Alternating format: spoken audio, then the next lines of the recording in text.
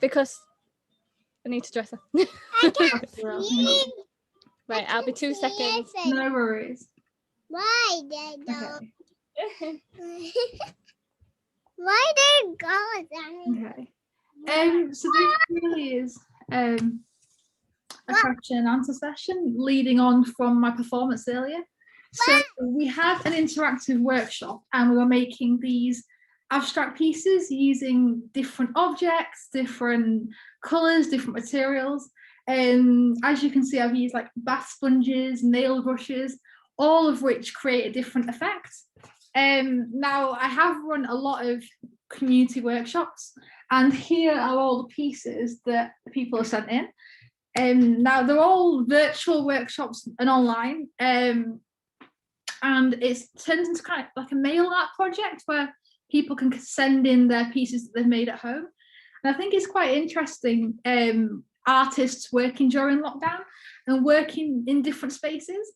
Now, in the session earlier, we discussed the idea of improvised movement and how the performance has been restricted in a way due to lockdown and due to working in such smaller spaces. Now, I'm not too sure if you were both in the other workshop that I did, but has anyone got any questions regarding my work? Any questions that they want to ask? Are you intrigued by kind of what you see? Now, this is part of a group project for the Non-Essential show, and we've got a series of live performances and different things going on in the week, and just a chance for you to kind of ask me anything really. Now, I know we've got Liz and Rochelle with us as well, which is great. A few people might join, and if not, then that's okay.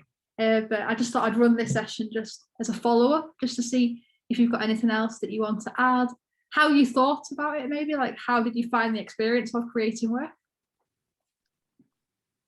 Sorry, yes. Just to send that message.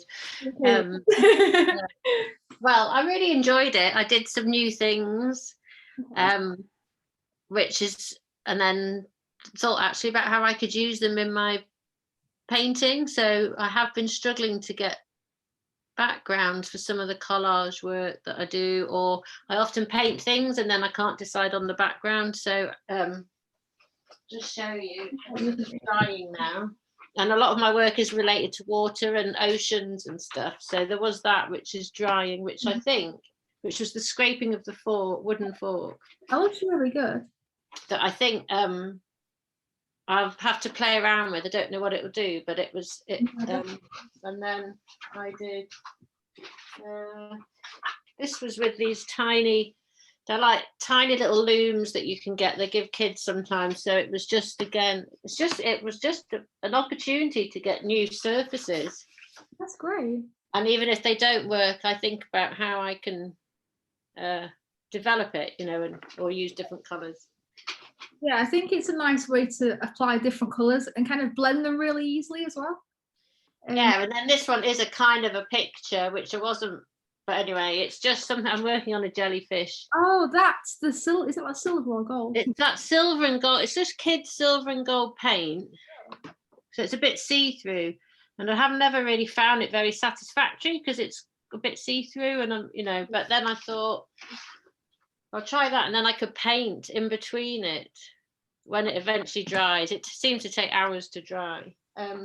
But the thing about this is you can kind of keep adding to it and create different layers, which is quite nice. Yeah, so I think it was really good because even though I always think, I kind of do quite a lot of playful stuff, you can never.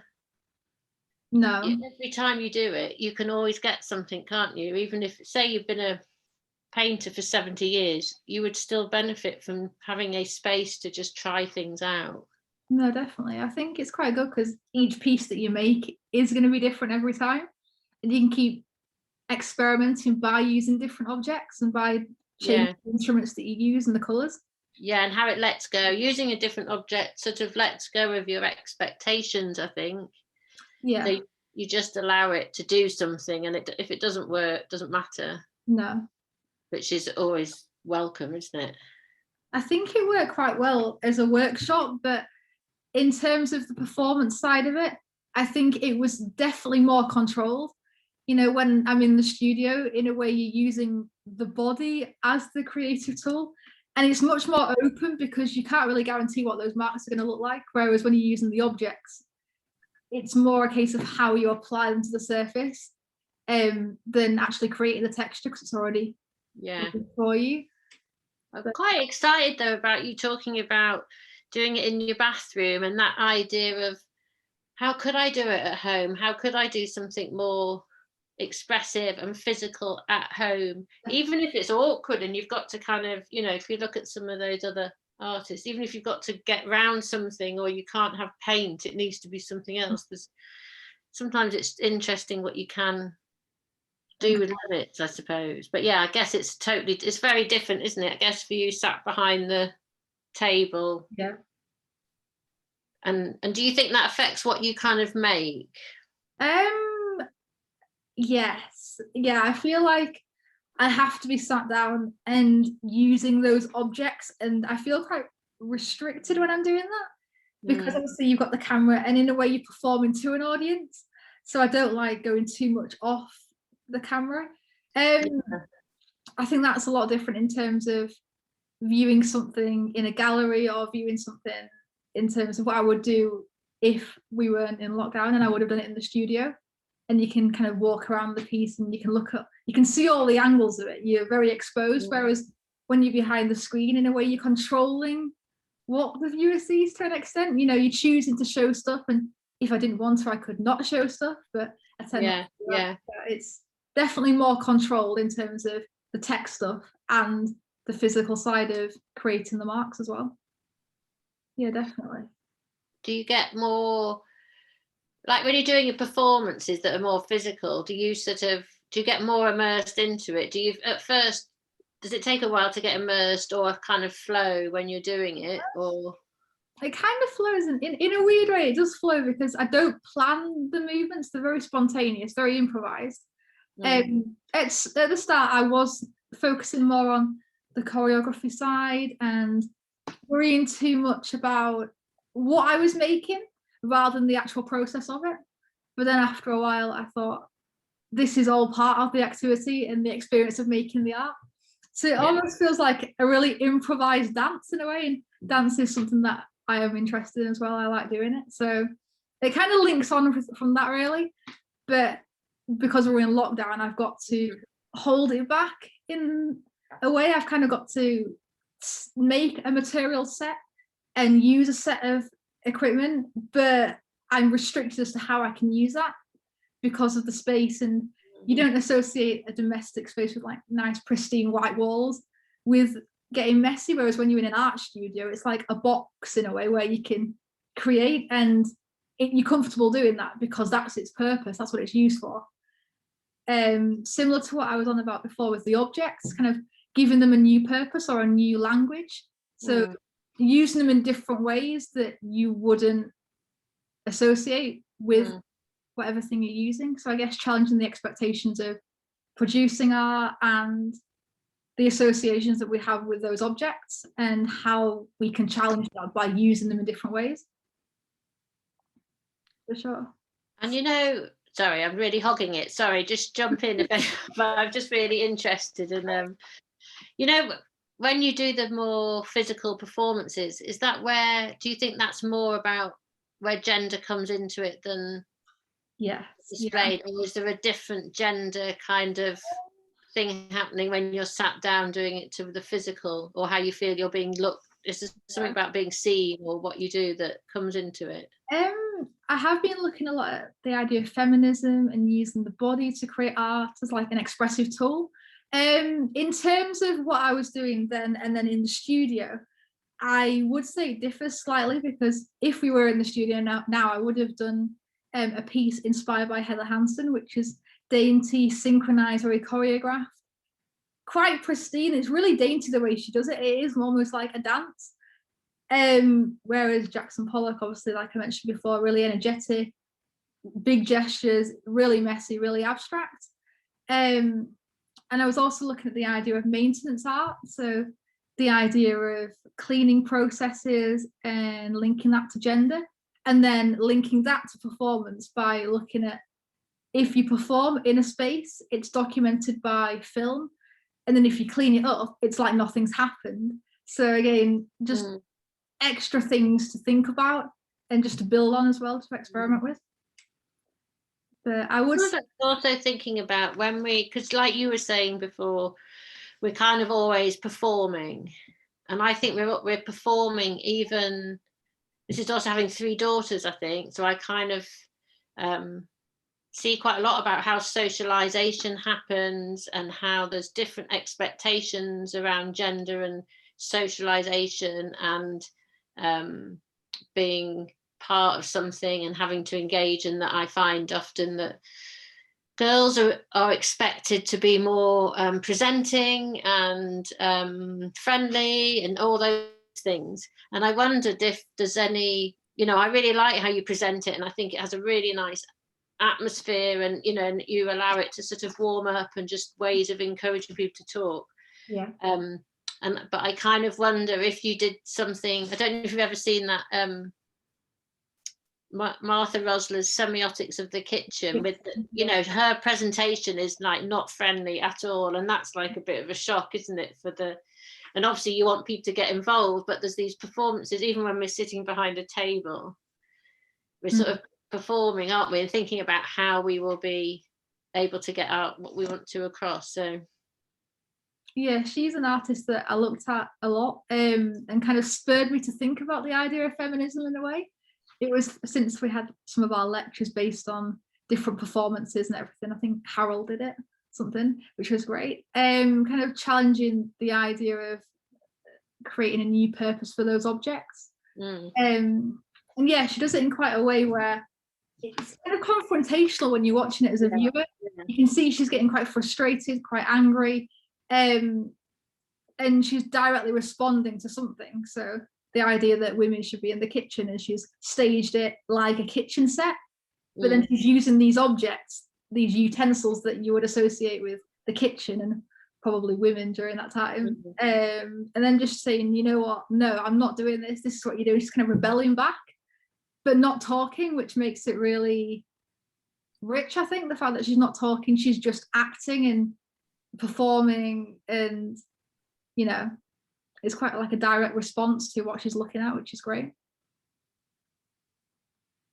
Yeah, I think and it is that thing, depending on what you're wanting to happen as to how we present ourselves, or obviously doing that where you want people to do stuff wouldn't necessarily work. But it might be interesting thinking about that as if you were doing something else, or like you say, a performance piece that talks about that, or that could almost put people off or challenge certain things about that sort of participation, and who does more of the participation maybe and stuff. Yeah, definitely. The interaction between the audience and then myself as the artist is kind of key to it as well. And like I mentioned before, the idea of like mail art and creating things in different environments, but coming together through these technological platforms and then sending work in is quite a nice thing to do. It's kind of developed since lockdown as well, because we've been forced to, I guess, think of new ways in which we can work. And I'm sure I really like seeing the stuff behind you. It looks really vibrant and exciting. And then seeing that, I mean, as well as it being that, the things that you've made in the session were really gorgeous paintings. And I don't know if they connect to your, more performance stuff. And I think that they are paintings as well. They are your work. Do you see them as your paintings as well as things that happen as part of the workshop? Because I mean, that's something that Julia mentioned. She was like, if you focus on the idea of mail art and you get the audience to send things in after the workshop, is it their work or is it your work? Who owns this piece of work? I would say it's both. Because, they've responded to something that I've been doing. So in a way, the object of the performance would be the film if they're not watching it live, it would be the film. Right. So the film would be the object of the event. And yeah, I would say that they're directly responding to that. So it would be, in a way, their piece, but coexisting with my work. Yeah, I suppose. But I was thinking, you know, like when you make the work, do you show the work that you make as well, whether it's in the performance or in this more controlled sort of workshop thing? Do you see that work as work to show? If it's in a workshop, I'll normally show the work at the end, and obviously they can see me creating it over time. If it was in the studio, I think the whole performance would just unravel gradually as I'm applying more marks, more layers. And then when I kind of exit the work, that will be the finished piece there. And I quite like the idea of the body kind of entering the work. So I'm activating the work in a way because I'm physically involved with it. And then as soon as I step out of the piece, the event is then in the past. So it's like a happening in space and time. And you really need to be directly involved with it as either an audience member or as the artist to experience it. Because if we were in the studio, I would have got, you know, people spaced out, you know, socially. Yeah. And everything. But would you show the work afterwards as sort of paintings in an exhibition? Do you see them as things that exist after the event? Yeah, I do. I would show, I quite like the idea of the production of it and then the finished piece. So the idea of past and present, the idea of bringing something that would have been in the past to the performance, bringing it to the present, and that would be the physical work. So yeah, I think I would be willing to show the work in a gallery, and not just the film documentation, but the final piece as well. Because I think you get two different viewpoints. You know, you can either see the work and then make your own judgment, or watch the film and then see how it's being created. So it's a bit of a story in a way, a storytelling in a way, without needing to say anything. Yeah. I could imagine also, well, just because it's about this process, isn't it, that you could then have the painting that you've made in the studio, you then do a next one where you then work with it 3-dimensionally, or you wear it or something, and then that painting becomes something else, and then I don't know, it's never ending, isn't it? I think it's just an ongoing experimental kind of practice where there's a lot going on. There's different things that you can focus on, but for me the key things really are the documentation, space and time, and the activity or the process of making it. I have started looking into the color choices and maybe what the color could suggest and why I'm using those colors. But again, that is a new line of inquiry. But yeah, it's an ongoing thing. I think it's always developing. You know, I was focusing on the idea of controlling the body and the objects performing with me and who's more in control. Whereas now it's more about the activity and the process and the community side of it. And I think that's due to lockdown and, you know, due to, I guess, having to find the need to try these new like platforms and everything. So yeah. Yeah, it would be nice after, wouldn't it, that you could have a sort of show which would be a bit of an installation of your work and any work, you know, the work, all people's work that have been made in the workshops online, and in a space together. It would be really good. Another thing as well, isn't it? But yeah, I think it's very broad in the sense that there's different ways I can take it. Yeah. But yeah. Sorry, I bogged that a bit.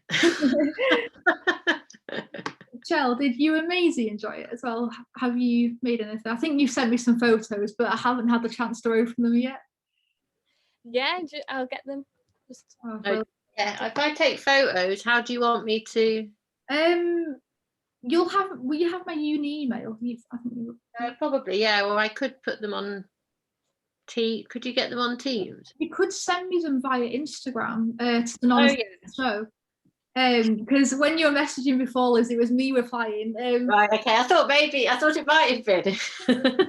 I was doing the Instagram, and I've made the website for our group. So Okay, all right, I'll send it through that. Yeah.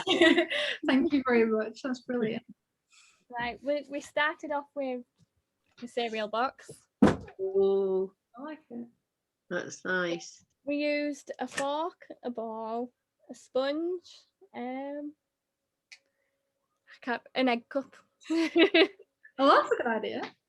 It is like a frog. It's a bit strange, but Maisie chose that one. Oh, I think we started to use the potato because because you'd put on the list something about potato. I'll try find it. There's some with her hands because oh, that's brilliant. she loves. Look at Mom. Yeah. It takes off. Sorry. Oh wow, that's brilliant. Nice. So Very nice. potato. The potatoes underneath. My phone. There's lots of layering going on there as well. That's brilliant. There's a lot. It took a while to dry. I put them on top of the dishwasher and things, where it was warm. I dry. And this one, we did loads. Oh, is that a fork? That's nice. Is that a fork or a palette knife or something? There's a fork at the top and a ball at the bottom. No, I like it.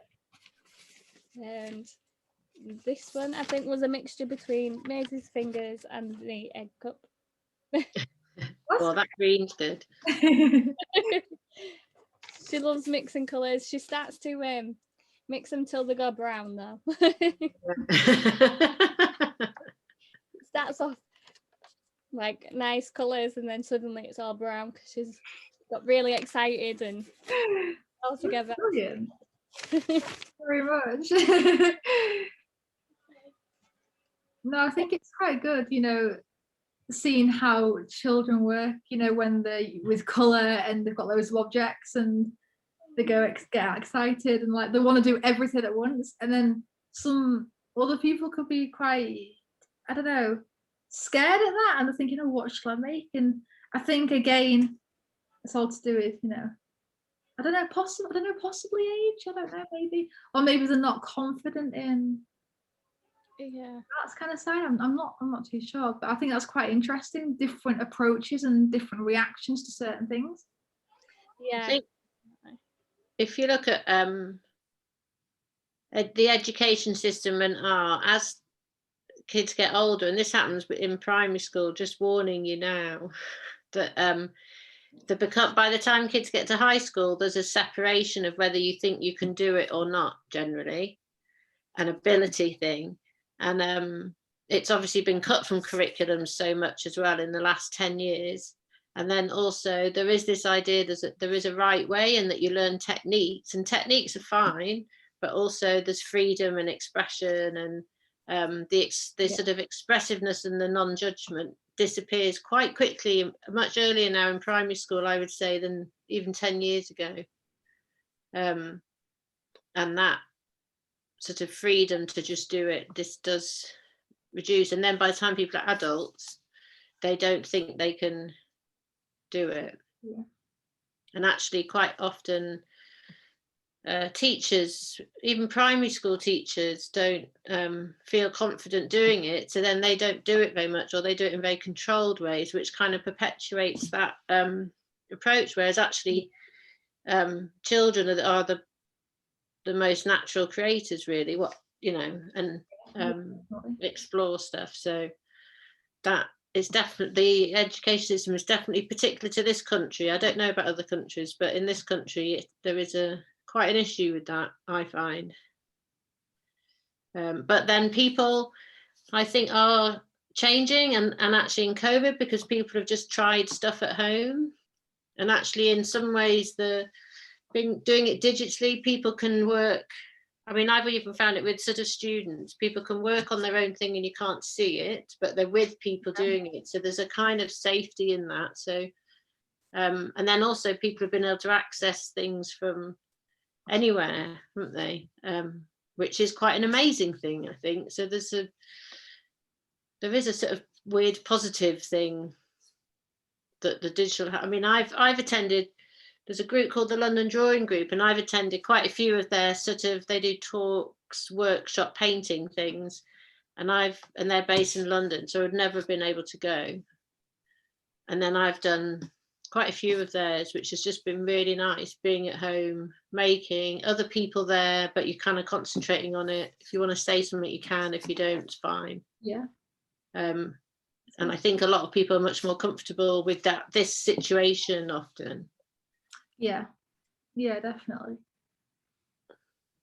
No, I think it's quite good, finding new ways to kind of present your work. So whether that's, I don't know, using YouTube or using Zoom, I find myself looking for new platforms to use. And I think Zoom seems quite popular. Zoom and Twitch seem quite popular at the moment. And especially with the kind of workshops and the performance stuff that I'm doing, I thought that would be a good thing for me to explore as well. But the workshops that I do on a Friday, because of the whole, I think Fiona mentioned it before, the whole identity thing. I'm not too sure if you were in, Liz, before, but feeling the need to protect their identity because they're, a small group. Yeah. I had to get permission from that charity to then broadcast them to anyone that would like to make a home. Mm-hmm. But it's not like Zoom though. They can see me, but then I can't see them. I can just talk through the comment section. But the quality isn't that great. That's why I've decided to do these workshops, or the ones that I'm doing now, using Zoom, because the quality is really good when you download, and as soon as you end the recording, it'll just download instantly, which is great. Yeah, I'm sorry that my screen isn't very bright. It's always fuzzy, my screen. Well, that's like me when we have our seminars in Teams. That's what my screen's like. It's not the best, but I've got all the lights on, so it's. But I think also it's depending who you're doing it with, aren't you? Whether it's sort of open to anyone kind of thing, or it's with a specific group, then it just varies, doesn't it? How you run it and how you want to do it, or whether you share it or it's just for that group. And I think because I work quite a lot with different groups, and I don't think it matters if there's different kinds of versions of it or ways of doing it. And part of that also depends on the media that people have access to as well, doesn't it? That's definitely important. No, I think the idea of performing or doing something live and then doing a pre-recorded piece, or recording the live and then showing it after it's happened, is quite interesting. I do prefer the live stuff, because you can interact nicely with everyone, and it's quite fun. It's quite a nice social community kind of space, and I'm kind of inviting people to come into this like creative environment to then work and do stuff, which is nice. I think you get a different opinion when you're watching it after, because I've done that with a few other people's things that they've done, and I've watched it after, and something doesn't feel quite right. It feels like you're an outsider watching it. You don't feel involved because you kind of miss the event happening. You're just watching the object of that. But that idea of documenting work and how we view it is quite interesting. Yeah, definitely. But if you send me those photos, that would be great. Sure. I mean, they're just very basic. That's fine. It's brilliant. I'll be putting them on the Instagram probably at the end of the interim week, and then I'll tag you in them.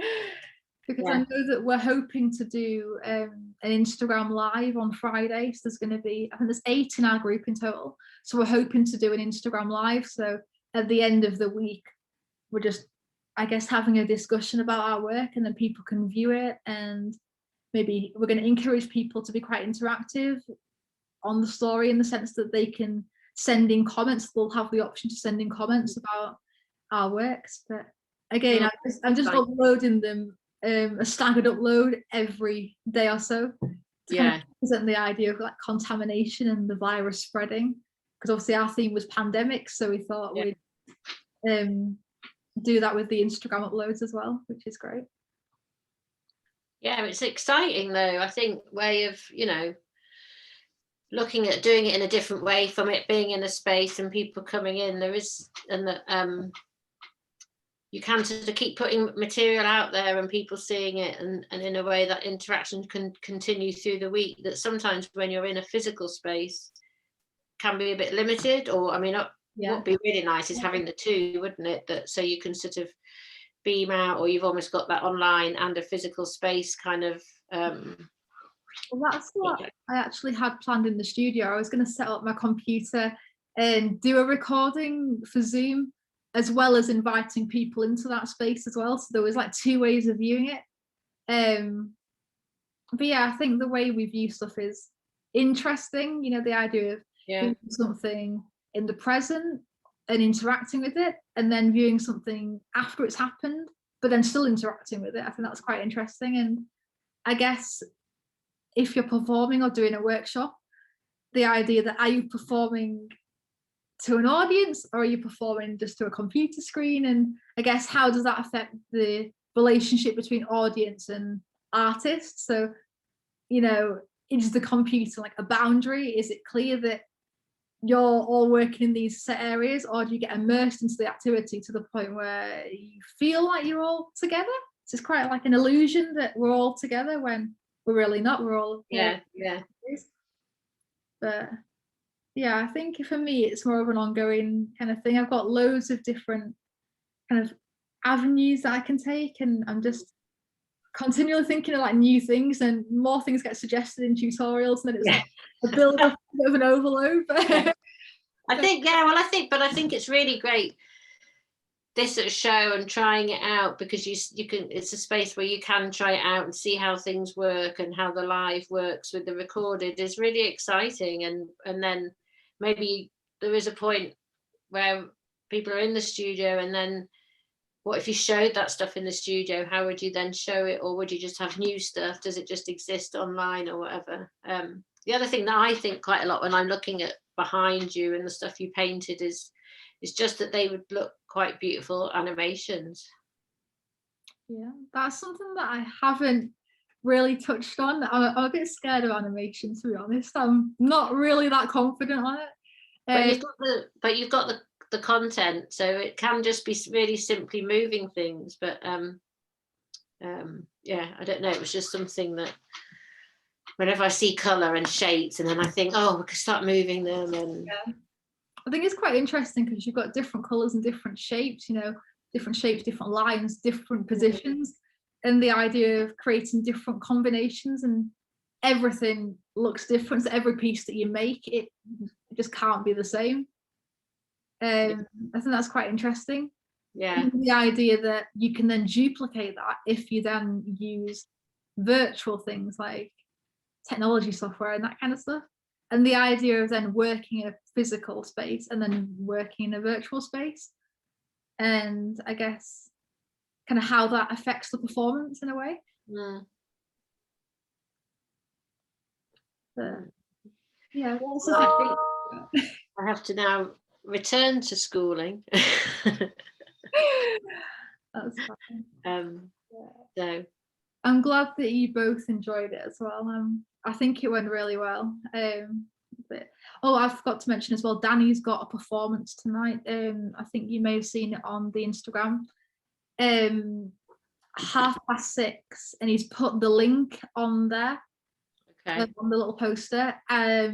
So yeah, 6:30. I'm not too sure how long it lasts, but he's put the meeting ID, password, URL, and everything. So, right. Okay. So yeah, if you want to check that out, then that'd be great because he's in my group as well. Yeah. Yeah. But thank you very much for both joining me. Right. Thank you. Enjoyed it. Thanks. It's been great.